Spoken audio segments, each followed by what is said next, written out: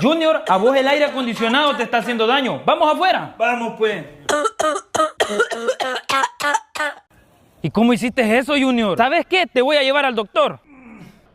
Bueno, Junior, con esto se le va a quitar la tos. No se preocupe, doctor. Ahorita se lo pongo quieto.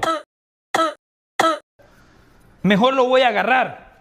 Ay, doctor, qué difícil es tenerlo quieto. Mire, pues ya se fue. Ay, me siento mal, doctor.